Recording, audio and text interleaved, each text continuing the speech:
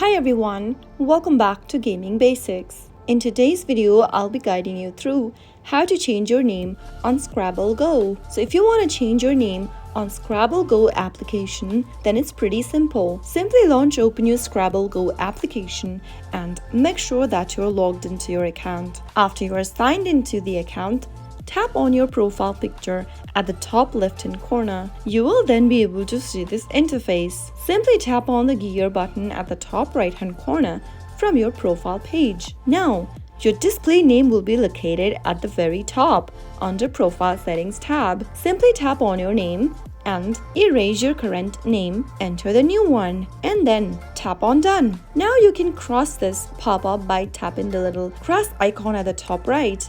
And within a few seconds, you have successfully changed your display name on Scrabble Go. So that was pretty easy, wasn't it? That's it for today's video. If you found the video to be helpful, go ahead and give us a thumbs up. Don't forget to subscribe to the channel by hitting the subscribe button.